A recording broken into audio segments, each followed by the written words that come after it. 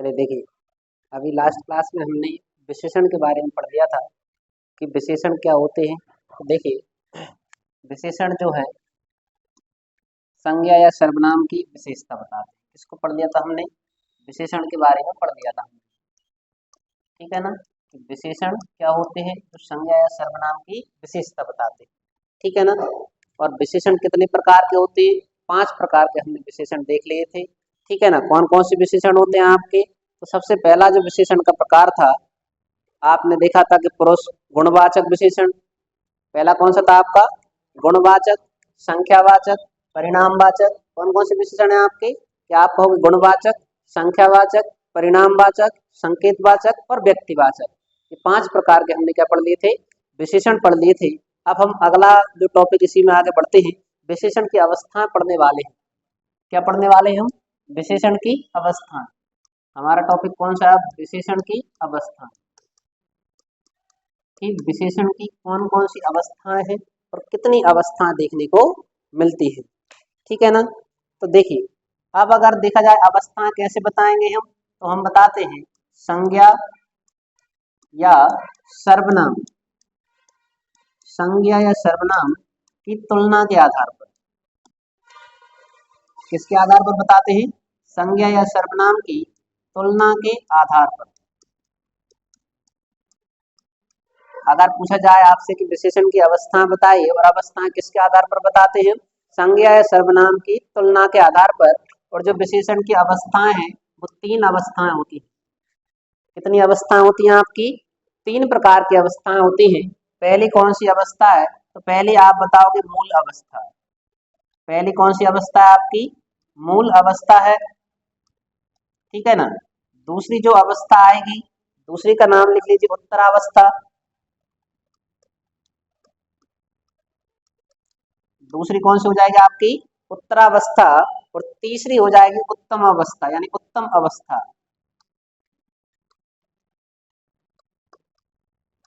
ठीक है ना। 3 अवस्थाएं हमें पढ़नी। कौन कौन सी अवस्थाएं होती हैं? तो आप बताओगे विशेषण की 3 अवस्थाएं होती हैं। पहली अवस्था है मूल अवस्था, दूसरी है उत्तरावस्था और तीसरी कौन सी है? उत्तम अवस्था, ठीक है ना। अब देखिए, हम देखते हैं इन अवस्थाओं में कैसा और कैसे इनमें हम अंतर करेंगे। तो देखिए, जो मूल अवस्था है, इसमें इसमें जो है संज्ञा या सर्वनाम की सामान्य स्थिति के बारे में बताया जाता है। संज्ञा या सर्वनाम की कैसी स्थिति बताई जाएगी आपकी? सामान्य स्थिति, ठीक है ना। इसमें किसका वर्णन होगा आपका? सामान्य स्थिति का वर्णन होता है। किसमें? मूल अवस्था में जैसे है वैसे ही रहेंगे। उदाहरण, जैसे अपन इसका उदाहरण बताएंगे। जैसे अपन ने कहा अशोक अच्छा लड़का है, अच्छा लड़का है। तो ये कैसी अवस्था हो गई आपकी? सामान्य अवस्था। अच्छा है, ठीक है, कोई दिक्कत ना, हमें क्या दिक्कत है, ठीक है ना। तो अपन कहते हैं कि राम आदर्श व्यक्ति है। राम कैसा व्यक्ति है? आदर्श व्यक्ति है। तो इसमें किसी को कोई दिक्कत है क्या? आपने क्या कहा कि देखिए, सामान्य स्थिति है, जैसा है वैसा कह दिया मैंने। वह अच्छा है, वह लड़ता है, वह गाता है, वह नाचती है, कोई दिक्कत नहीं, ठीक है। जैसे आप पढ़ते हो, ये कौन सी अवस्था है? सामान्य अवस्था। सामान्य अवस्था मतलब समझ रहे हैं आप? मूल अवस्था, जिसमें ना तो किसी की कोई बुराई की जा रही, ना किसी की कोई तुलना की जा रही, ठीक है ना। लेकिन अगर इधर ही बात आ जाए आपकी कि उत्तरावस्था किसको कहते हैं, कौन सी अवस्था आ जाए आपकी? उत्तरावस्था किसको कहते हैं? तो देखिए, उत्तरावस्था में संज्ञा या सर्वनाम में आपस में तुलना की जाती है। इसमें अपन क्या बताएंगे? आपस में क्या होगी अब आपकी? तुलना, आपस में तुलना। और यही आज के जमाने में सबसे ज्यादा देखने को मिलता है। पापा कहते हैं कि पड़ोसी का लड़का तो बहुत पढ़ता है, तुम क्या पढ़ते हो? तुम तो दिखते ही नहीं हो पढ़ते। मतलब उन्होंने क्या करती? तुम्हारी कंपैरिजन कर दी। और जब तुलना हो गई, वही विरोध चालू हो जाता है, जलस्पद, ठीक है ना। क्योंकि वो तुम्हें जलाते हैं, क्या कहते थे? तुम्हारी तुलना कर रहे हैं। अब देखिए, आपस में तुलना किस कौन सी अवस्था कहलाएगी? उत्तरावस्था कहलाती है। जैसे उदाहरण लिख लीजिए आप, कविता सविता से सुंदर है। जैसे उदाहरण क्या बताया आपने कि कविता सविता से सुंदर है। उदाहरण अपन कहेंगे कविता सविता से सुंदर, सविता से कैसी है, सुंदर। अब भाई देखो हो गई ना तुलना, है ना, क्या कर दी है, तुलना कर दी है। राम मोहन से अच्छा पढ़ता है, राम मोहन से अच्छा पढ़ता है, अच्छा पढ़ता है। जी क्या है, तुलना ही तो है। एक को अच्छा बता दिया और एक को क्या कर दिया है अपन ने, बुरा बता दिया। दोनों में क्या कर दिया अपन ने, तुलना कर दी है। ठीक है ना। जैसे अपन के एक और उदाहरण के आकार में महाभारत रामायण से बृहदय बड़ा है। आपने आकार देखा, सबसे बड़ा महाग्रंथ कौन सा है आपका, महाभारत है। ठीक है ना। तो जो दूसरे में क्या बताएंगे अपन, तुलना बताएंगे। अब देखिए तीसरा कौन सा आता है आपका, उत्तम अवस्था। कौन सी अवस्था आ गई आपकी, उत्तम अवस्था। ठीक है ना। लेकिन उसमें क्या बताया गया, इसमें तुलना तो की जाएगी, दोनों में तुलना करके एक को श्रेष्ठ बताना पड़ेगा। दो लोगों में क्या करना पड़ेगा आपको, तुलना करके एक को श्रेष्ठ बताना है। तो आप लिख सकते हैं कि जब दो या दो से अधिक संज्ञा या सर्वनाम की तुलना करके, संज्ञा या सर्वनाम की अपन क्या कहेंगे, संज्ञा या सर्वनाम की तुलना, तुलना करके, देखिए तुलना तो इसी में आ गया आपका, तुलना करके एक को सर्वश्रेष्ठ, तुलना करके कैसा, एक को सर्वश्रेष्ठ एवं एक को बुरा बताना, बुरा बताना। जी कौन सी अवस्था बताएगी, उत्तम अवस्था। देखो तीनों में डिफरेंस समझिए पहले। ये सामान्य स्थिति को बताएगा, ये आपस में तुलना करेगा, ये तुलना करके भी एक को कैसे बता देगा, श्रेष्ठ बता देगा या एक को बुरा बता देगा। ठीक है ना। जैसे उदाहरण लिखिए अब इसका, इसका उदाहरण अपन बताएंगे कि जैसे लिख लीजिए आप, महेश सब छात्रों में श्रेष्ठतम है। ये अपन ने क्या कहा, महेश सब छात्रों में, सब छात्रों में श्रेष्ठतम है। कैसा है, महेश सब छात्रों में श्रेष्ठतम है। देखो पहले तो तुलना करते छात्रों में और महेश में, ठीक है ना, महेश में और छात्रों में और सब में क्या कर दी है, पहले तुलना कर दी। तो मतलब ये अच्छा है, और अच्छा है मतलब बहुत अच्छा है, तो तुलना कर दी ना। अपन कहते हैं राम क्लास में सबसे अच्छा पढ़ने वाला बच्चा है, पहले तो सब में तुलना कर दी भाई, मतलब और सब पढ़ता ही नहीं, पहले जगह दी। हाँ इसका मतलब क्या, एक को पढ़ने वाला बता रहे, सब मतलब कैसे, केयर पढ़ने वाले जो अच्छे नहीं पढ़ते। एक तो तुलना कर दी, दूसरा आपने उसको कैसा बता दिया है, श्रेष्ठ बता दी। इसका अपोजिट करे तो इनको सबको कैसा बता दिया आपने, बुरा बता दिया, शब्दों के कारण। दूसरा उदाहरण लिख लीजिए आप, मीरा सबसे चतुर है। मीरा कैसी है, मीरा सबसे चतुर है। अब इसका मतलब क्या है, और सब लोग चतुर नहीं है, और सब लोग कैसे नहीं है, चतुर। मीरा कैसी है, सबसे ज्यादा चतुर है। मतलब इसमें क्या होगा, तुलना करके भी एक को क्या बताया जाएगा, श्रेष्ठ बताया जाएगा। और जिसमें श्रेष्ठ बता दे वो कौन सी अवस्था कहलाएगी, उत्तम अवस्था। लेकिन जिसमें केवल तुलना की जाएगी, उत्तरावस्था, और मूल स्थिति बताएगी कौन सी अवस्था, मूल अवस्था, जिसमें केवल सामान्य स्थिति का वर्णन मिलता है। तो आपको ज्यादा नहीं सोचना है, तीन ही अवस्थाएं विशेषण की। पहली कौन सी है, मूल अवस्था, जिसमें जैसी स्थिति है वैसी रहेगी। दूसरी है उत्तरावस्था, उत्तरा में तुलना कर देंगे। और तीसरी है उत्तम अवस्था, तीसरी अवस्था में अपन क्या कर देंगे, तुलना करने के साथ साथ उसकी अपन क्या कर देंगे, उसको श्रेष्ठ बता देंगे।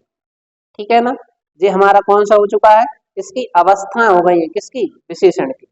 अब इसी में जो आता है आपका कि एक शब्द आती क्रिया, क्या आती है अब आपकी, क्रिया। हेडिंग डाल दें अब आप, क्रिया। क्रिया क्या होती है, ये क्रिया किसको कहते हैं, ठीक है ना, इंग्लिश में बोलते हैं वर्ब। क्या कहते हैं इसको अपन, वर्ब कहते हैं, मतलब क्या काम चल रहा है। यानी क्रिया आप लिख लेना, क्रिया अपन कहते हैं कार्य का होना बताती। क्रिया क्या बताती है आपकी, कार्य का होना बताती है। कौन बताती है? क्रिया। कार्य का होना, ठीक है ना। और ये जो है दो प्रकार की धातु से मिलकर बनी होती है। क्रिया जो है इसको संस्कृत में क्या कहा जाता है?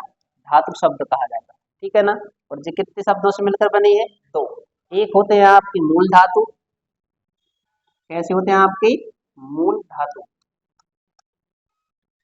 और दूसरे, एक मूल होते हैं, दूसरे यौगिक होते हैं। एक मूल होते हैं और दूसरे कौन से होते हैं आपके?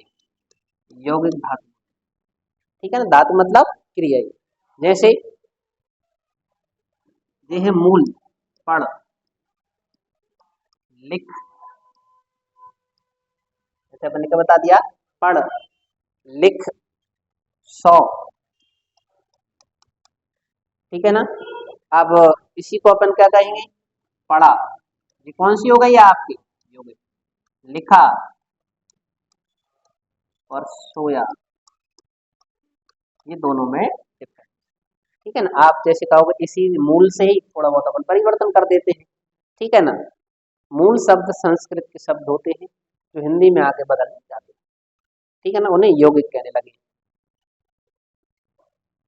आगे देखिए अब आप क्रिया के भेद देखते हैं। अब अपन क्या देखते हैं? क्रिया के भेद।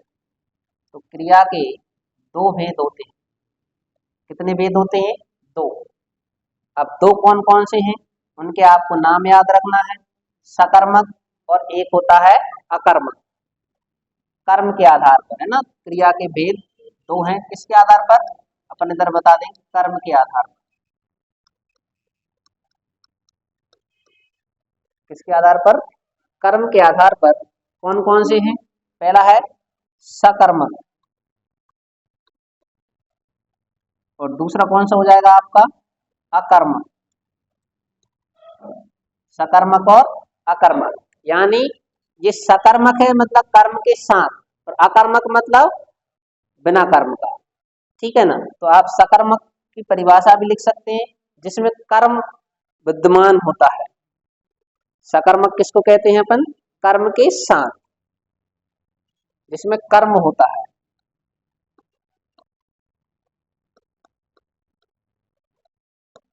जिसमें क्या होता है? कर्म। और इसमें कर्म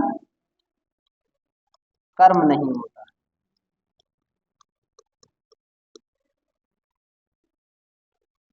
कर्म नहीं होता है। अब जिसमें कर्म ही नहीं है वो अकर्मक है, जिसमें कर्म है वो क्या कहलाएगा आपका? सकर्मक कहलाएगा। उदाहरण जैसे समझिए आप, कुछ कर जिनके क्वेश्चन क्या करने से, क्यों करने से सवाल का अगर उत्तर मिलता है तो सकर्मक है, और अगर उत्तर नहीं मिलता है तो उसमें कर्म नहीं, ठीक है ना। जैसे आपने अकर्मक में अपन देखते हैं कौन कौन सी चीजें आती हैं, तो इनके नाम देखिए कौन कौन सी चीज अकर्मक में आएंगे आपकी।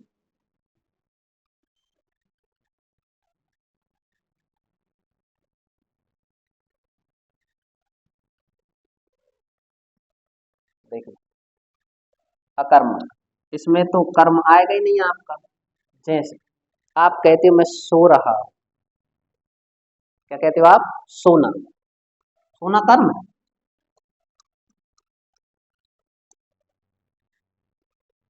बताओ, सोना कर्म है क्या? रोना, रो रहे हो, कर्म कर रहा हूं मैं तो, रोने का। रोना, उड़ना, ठीक है ना। चलना, क्या हो जाएगा आपका?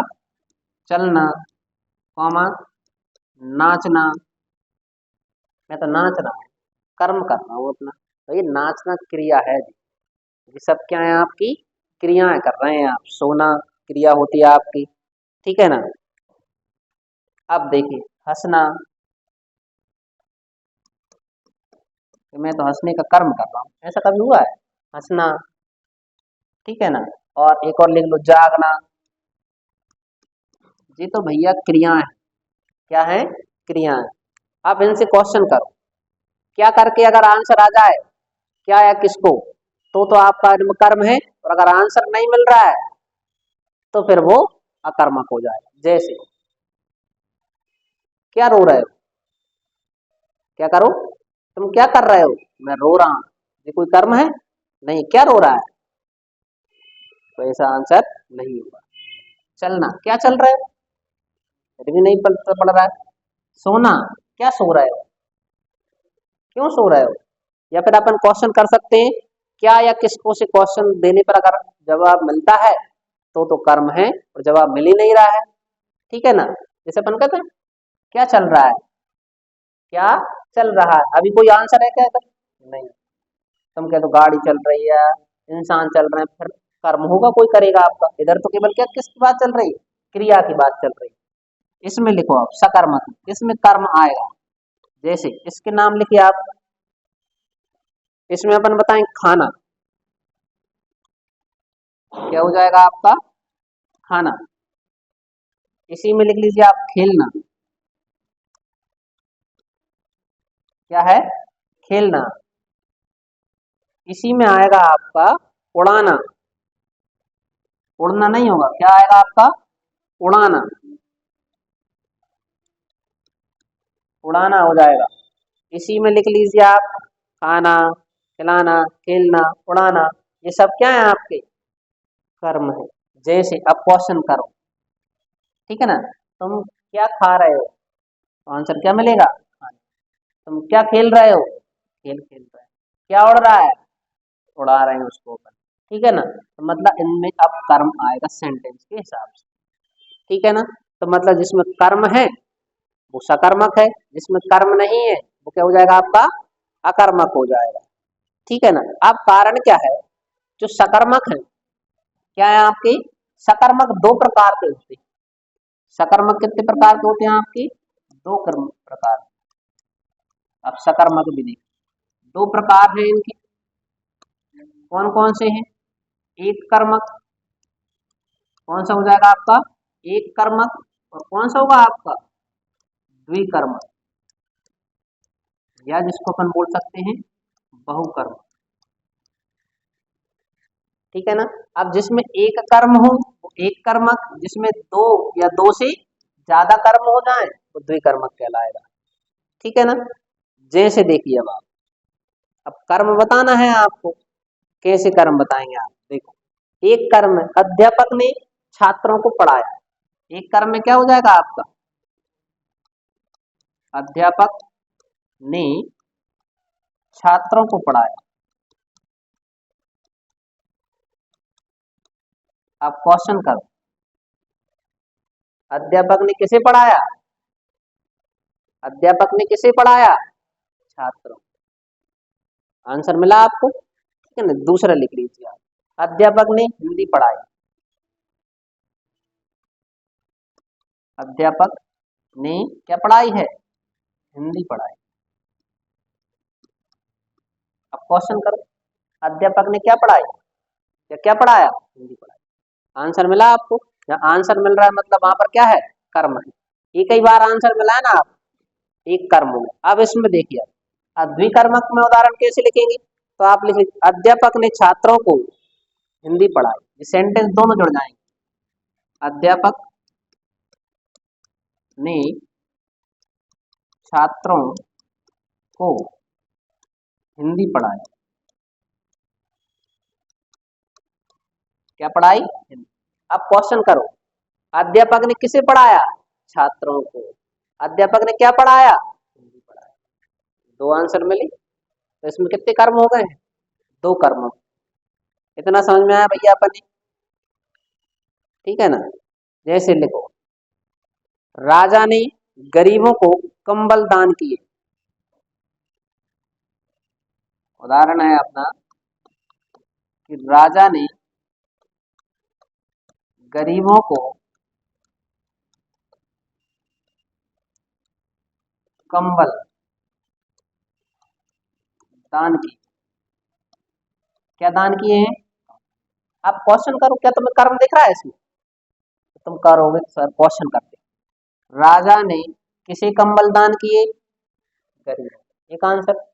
राजा ने गरीबों को क्या दान किया, ठीक है ना। तो आंसर मिल रहा है आपको। इसमें कितने कर्म है? 2 कर्म है, ठीक है ना। चलिए देखिए, तो जी अपन ने एक कर्मक और द्विकर्मक भी देख लिए हैं। अब वेरी इंपॉर्टेंट लिखिए, संरचना के आधार पर क्रिया के भेद। किसके आधार पर? ये अपन ने किसके आधार पर पढ़ा था? कर्म के आधार पर। 2 प्रकार की होती है क्रियाएं, सकर्मक और अकर्मक, ठीक है ना। अब अपन किसके आधार पर देख रहे हैं? संरचना के आधार पर। संरचना के आधार पर क्रिया के, किसके आधार पर? संरचना के आधार पर क्रिया के भेद 5 होते हैं। कितने होते हैं? 5 भेद होते हैं। अब कौन कौन सी क्रियाएं हैं, उनके आपको नाम याद रखना है। पहली है संयुक्त क्रिया। कौन सी हो जाएगी आपकी? संयुक्त क्रिया। दूसरा लिख लीजिए आप, पूर्णकालिक क्रिया।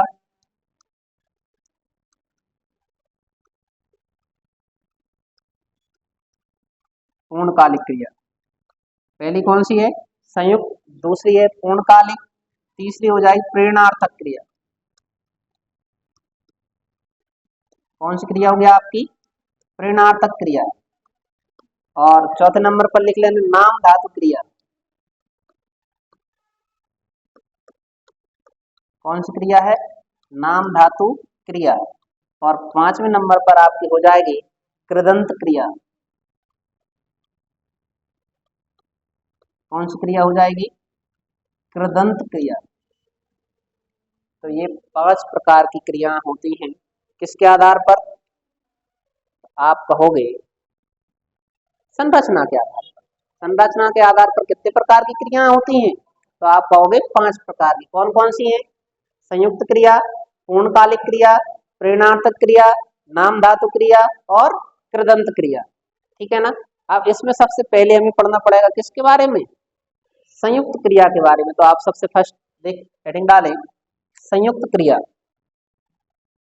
कौन सी क्रिया है? संयुक्त क्रिया।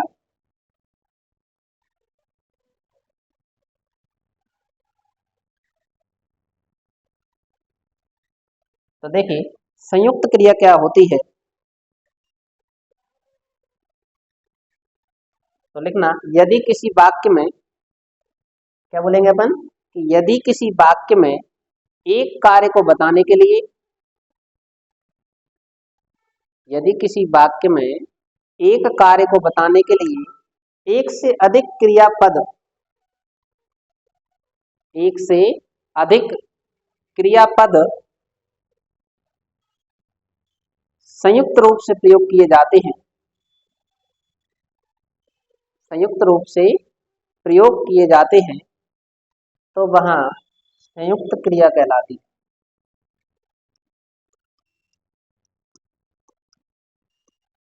अपन क्या बोलेंगे?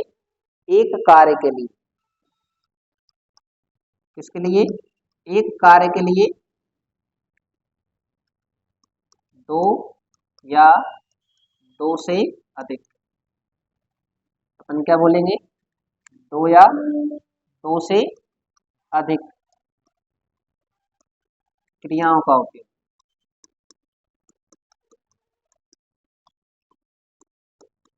दो या दो से अधिक क्रियाओं का उपयोग करेंगे तो वो कौन सी क्रिया कहलाएगी आपकी? संयुक्त क्रिया। जैसे उदाहरण के लिए अपन कहेंगे, या एक लाइन में आप लिख भी सकते हो, एक कार्य बराबर दो क्रियापद। क्या कहेंगे इसको अपन? एक कार्य बराबर दो क्रियापद। एक कार्य बराबर कितने पद हो जाएंगे? दो क्रियापद हो जाएंगे आप, ठीक है ना। जैसे आपने पाठ पढ़ लिया, आपने पाठ पढ़ लिया। तो अब क्वेश्चन देखो, क्रियाएं कितनी हो गई हैं? दो क्रियाएं आई ना आपकी। कौन कौन सी? पढ़ना क्या है? क्रिया।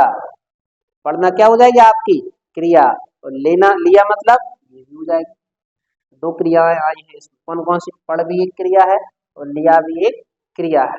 लेना मतलब कि आपने क्या काम कर रहे ही रहे, पाठ पढ़ ही रहे हैं, यहाँ पर क्रिया चल रही है आपकी, ठीक है ना। बस कौश कर्म इतना सा है, क्या पढ़ा है आपने, पाठ पढ़ा, ठीक है ना। अगला उदाहरण ले लीजिए आप इसी का। कौन सी क्रिया है अपनी, संयुक्त क्रिया थी। देखियो, बिल्ली छत से कूद गई,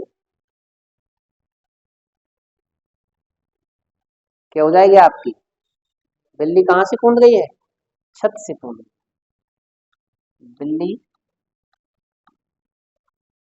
छत से कूद गई,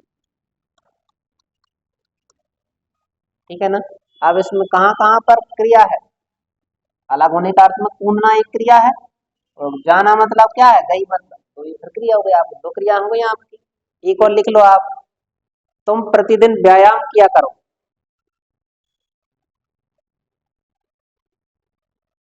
तुम प्रतिदिन व्यायाम किया करो, ये भी क्या है, संयुक्त क्रिया ही है आपकी। क्या करना चाहिए, व्यायाम, कब, प्रतिदिन, ठीक है ना। अगला लिख लीजिए आप, ये तो अपनी कौन सी क्रिया हो गई है, संयुक्त क्रिया। अब दूसरा कौन सा आएगा अपना, पूर्णकालिक क्रिया।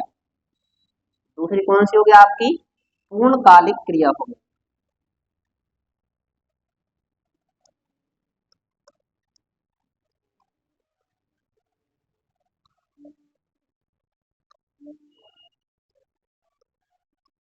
पूर्णकालिक क्रिया,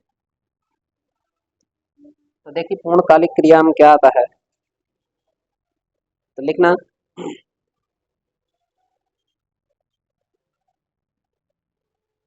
उदाहरण लिखो आप,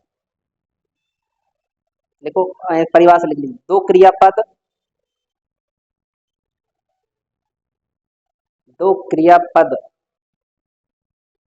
हो, लेकिन दो क्रियापद हो, लेकिन एक पहले पूर्ण हो चुका हो, एक कार्य पहले पूर्ण हो चुका हो, या एक क्रिया पहले पूर्ण हो चुकी हो, ठीक है ना। पूर्णकालिक का मतलब इतना सा, एक काम हो गया हो और दूसरा काम कैसा हो गया हो, चालू हो गया हो। पूर्णकालिक का अर्थ समझ में आ रहा है आपको, कि आप क्या कहोगे, एक काम कर दिया है और दूसरा काम कैसा हो गया है, चालू, मतलब एक क्रिया खत्म और दूसरी क्रिया चालू हो जाएगी। उदाहरण लिख लीजिए आप, उदाहरण अपन कहेंगे, मोहन पढ़कर सो गया, उदाहरण क्या हो जाएगा आपका, मोहन पढ़कर सो गया।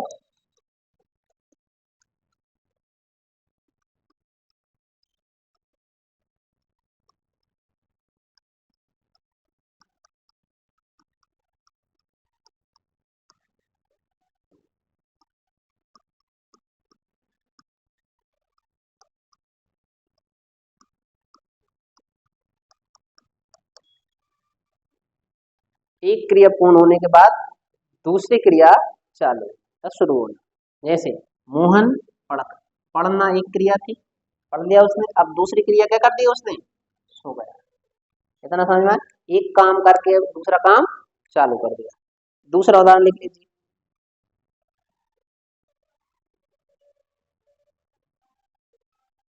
देखो, चूहा शेर के शरीर पर चढ़कर, चूहा शेर के शरीर पर चढ़कर फुदकने लगा, चूहा शेर के शरीर पर चढ़कर फुदकने लगा, देख लिया। अब देखो दो क्रियाएं कही हैं उसने, पहला शेर शरीर पर क्या हो गया, चढ़ना, ठीक है ना, और दूसरा क्या कर रहा है, वहां चढ़ के फुदक रहा है। कितनी क्रियाएं हो गई हैं, दो। और एक कार्य पूरा पहले चढ़ा होगा का पहले फुदका होगा, पहले चढ़ गया, चढ़ तो गया मतलब एक काम पूरा कर दिया है और दूसरा काम चालू कर दिया है, ठीक है ना। अब तीसरा पॉइंट आता है अपना, कौन सा, अब तीसरी क्रिया कौन सी हो जाएगी अपनी, अब तीसरा प्रकार देखिए आप, पहला पढ़ लिया अपन ने संयुक्त क्रिया, पूर्णकालिक क्रिया, अब कौन सी होगी आपकी, प्रेरणार्थक क्रिया, प्रेरणार्थक क्रिया। अब देखिए प्रेरणार्थक क्रिया में क्या होता है, कि व्यक्ति स्वयं कार्य नहीं करता है, वो किसी दूसरे से कार्य करवाता है। क्या करता है? कर्ता। इसमें दो कर्ता होते हैं। इसमें कितने होते हैं? दो कर्ता होते। कितने कर्ता होते हैं? और ऐसी क्रिया जो प्रेरणा के रूप में होती है। दो कर्ता एक कार्य। दो कर्ता है, कार्य कितना है? एक है। तो लिख लेना आप, ऐसी क्रियाएं जो प्रेरणा के रूप में की जाती है। ऐसी क्रियाएं जो प्रेरणा के रूप में की जाती है और इसमें कर्ता स्वयं कार्य नहीं करता। इसमें कर्ता स्वयं कार्य नहीं करता, किसी अन्य से कार्य करवाता है।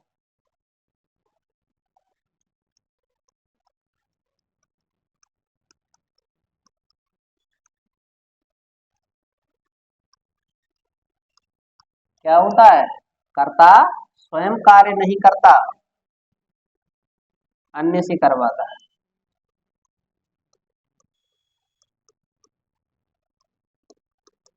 कार्य किससे करवाता है? अन्य से करवाता है। ठीक है ना? उदाहरण लिखिए, माँ बेटी से भोजन बनवाती।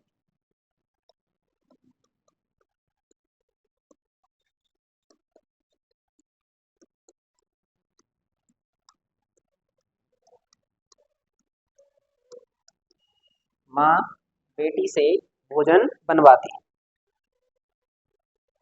तो क्या है जी? प्रेरणार्थक ही है।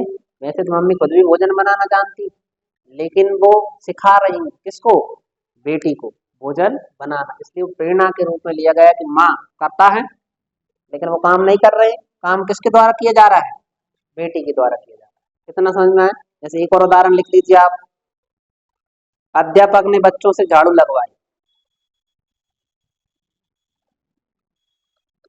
अध्यापक ने बच्चों से झाड़ू लगवाई। तो ये भी क्या है? प्रेरणार्थक क्रिया है।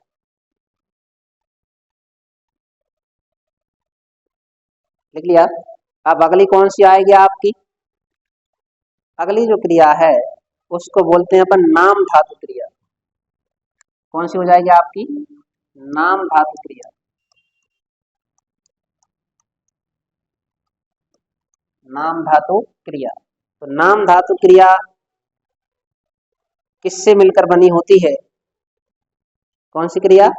नाम धातु क्रिया। नाम धातु क्रिया संज्ञा, सर्वनाम या विशेषण पदों से मिलकर बनी। किस किस से मिलकर बनी होती है आप कहोगे? संज्ञा, सर्वनाम या कौन से शब्द कहेंगे अपन? विशेषण शब्दों से मिलकर।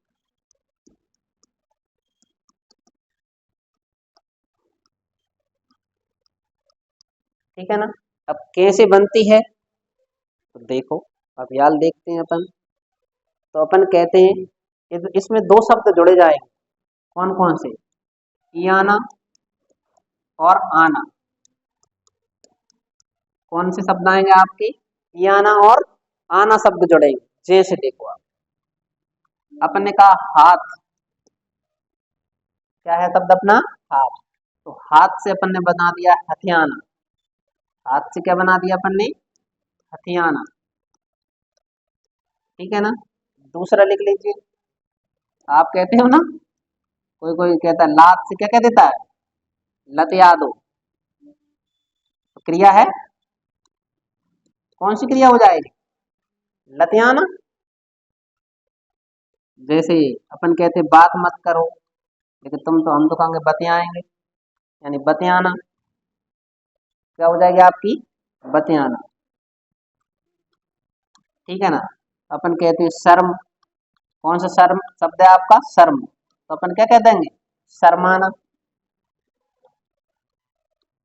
कौन सा शब्द बन जाएगा आपका? शर्माना। लाज। कौन सा शब्द है आपका? लाज। तो अपन कहते हैं लजियाना या लजाना। शब्द है ना आपके, तो इनसे ये संज्ञा सर्वनाम या विशेषण शब्दों से ही मिलकर बनती है कौन सी क्रिया आपकी, नाम धातु क्रिया। ये शब्द हैं, इनसे अपन ने क्रिया बना दी है। हाथ से हथिया दो, लात से लतिया दो, है ना, बात से बतिया लो, शर्म से शर्माना, ठीक है ना। तो ऐसे शब्द कौन सी क्रियाएं कहलाई आपकी, नाम धातु क्रियाएं कहलाती है, ठीक है ना। अब देखिए, अब अगली जो क्रिया है अपनी, कौन सी क्रिया कहलाएगी आपकी, कृदंत क्रिया। कौन सी क्रिया आपकी, कृदंत क्रिया।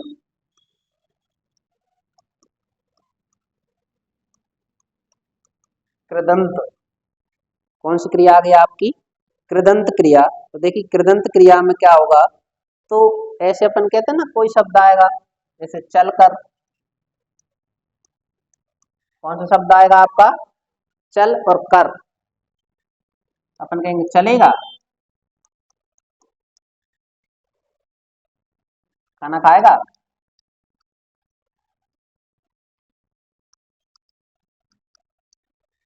ऐसे शब्द आए। मतलब अपन कहते हैं ना, थोड़े से शब्द ऐसी क्रिया है, चलेगा, चलकर, है ना। अब अगला शब्द कौन सा आ जाएगा आपका, खाएगा, पढ़ेगा, सोएगा, रोएगा, उसमें आना आना लग रहे थे, इसमें गा शब्द लग जाएगा पीछे। कौन सा शब्द लगेगा आपका, गा शब्द पीछे लगेगा ना। तो ये अपनी कौन सी क्रियाएं हो गई हैं आपकी, संरचना के आधार पर हो गई है, ठीक है ना। जैसे इसी में एक और आ जाता है सजातीय क्रिया, सहायक क्रियाएं भी हो जाती है। वैसे बहुत से नाम अपन ने 5 प्रकार अपन ने देख लिए, एक और सजातीय और लिख लीजिए आप इसी में। कौन सी क्रिया हो जाएगी आपकी, सजातीय। अब सजातीय क्रिया कैसी होती है, मतलब एक समान होती है, ठीक है ना। जैसे आपने बता दिया भिन भिनाना, या उसने लड़ाइयां लड़ी, उसने क्या करी, लड़ाइयां लड़ी, मतलब सेम सेम शब्द आएंगे उसमें ना। जैसे भिन भिनाना, भिन भिनाना, खटखटाना, आप कहते हैं ना गेट मत खटखटाओ। तो ये सब क्रिया कौन सी क्रियाएं कहलाएंगी आपकी, संरचना के आधार पर क्रियाएं कहलाती हैं। और जब अपन ने 5 से 6 प्रकार उनके देख लिए, ठीक है ना। तो ये हमारा विशेषण खत्म हो चुका है, ठीक है ना। विशेषण के बाद नेक्स्ट क्लास में हम नया टॉपिक ही पढ़ेंगे।